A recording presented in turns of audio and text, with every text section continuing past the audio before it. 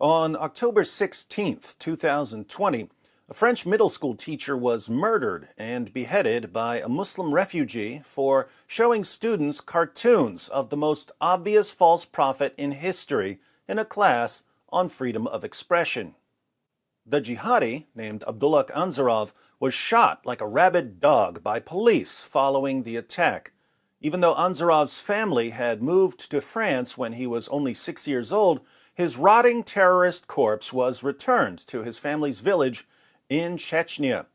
There he was buried in a vat of pig intestines because the villagers wanted to show the world that they do not condone terrorist attacks over cartoons. Oh, did I say that Anzarov was buried in a vat of pig intestines? I must have read that wrong. He wasn't buried in pig guts. He was given a hero's funeral, hailed as the Lion of Islam, and paraded through the streets to shouts of Allahu Akbar.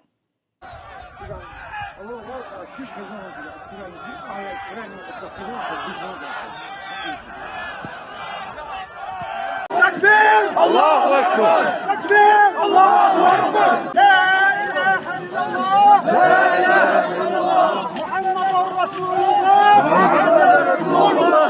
La ilaha illallah! La ilaha illallah! Muhammadur Rasulullah! Muhammadur Rasulullah! The New York Post reports. An 18-year-old man who was killed by police after beheading a teacher in Paris has received a hero's funeral attended by hundreds of people in his native Chechnya, according to reports. Abdullah Anzarov decapitated Samuel Paty, 47, in the Paris suburb of Conflans-Saint-Honorine in October after the teacher showed his students cartoons of the Prophet Muhammad as a way of demonstrating freedom of speech in a class discussion. As always, it's good to be reminded that Muhammad was a prophet. The cartoons ran in the satirical weekly Charlie Hebdo in September to mark the start of a trial in the 2015 attack on the magazine's staff by gunmen. Amateur footage distributed by the Telegram messaging platform showed dozens of men wearing heavy coats walking through snow Sunday, chanting and carrying a body shrouded in green cloth. Takbir! Allahu Akbar! Takbir! Allahu Akbar! 3 short videos from the procession were uploaded to a Russian-language social network group called Islam is the Religion of God, The Guardian reported.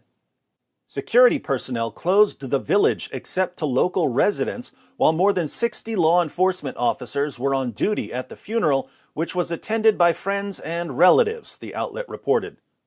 There are still traffic jams in neighboring villages because of the large number of people who want to attend the funeral, a Telegram channel said late Sunday. Here in the West, politicians, journalists, educators, and entertainers recite the same mantra after every terrorist attack. It's only a tiny minority of extremists who support these attacks. Meanwhile, the funeral of a terrorist causes traffic jams because so many people want to attend and shout Allahu Akbar. But keep reciting the mantra. I'm sure it will eventually melt some jihadi hearts. He is a hero for the whole Islamic world, the head of the Shalazi administration was quoted as saying. It was a normal funeral. I was certainly there and expressed my condolences to his relatives. That is my duty. While Paty's murder shocked France, prominent voices in Chechnya, including strongman Ramzan Kadyrov, have cast blame on the country's secularism and President Emmanuel Macron for allowing images of Muhammad as provocations and attacks on the faith, The Guardian reported. Kadyrov has condemned Paty's murder, but has been more forceful in warning Western leaders about the dangers of antagonizing Muslims and forcing people to commit crimes, the outlet reported. How many times have we heard this one? We condemn terrorist attacks, but if you upset us in any way, you're forcing us to terrorize you. The Daily Mail adds, a street was unofficially named after the teenage terrorist, said reports. Video of the mourners praying as they walked with Anzarov's body was shared on a number of platforms. One carried a message lauding him as the Lion of Islam. A message with the video read, The Lion of Islam has arrived to native soil today and returned to the soil. No one but Allah has strength and power. 10 people in France have been arrested in connection with Ansarov's attack, including multiple students. The Sun provides some interesting background on the murder of Samuel Paty. The killing followed an online campaign from Muslim parents angry at him for showing cartoons of the Prophet Muhammad to students. The teacher had used the cartoons from the magazine Charlie Hebdo as part of a class on the importance of free speech. Reports said he had asked Muslim students to leave the classroom before he displayed the cartoons in an attempt to avoid causing offense. So, Paty wanted to show the cartoons to students as part of a discussion on freedom of speech, but just to be safe, he asked Muslim students to leave the classroom in order to avoid offending them. That didn't work out very well. Last month, 3 pupils were charged with identifying Paty to Ansarov before the beheading. Another was charged with lying, saying she had been present when he showed the cartoons.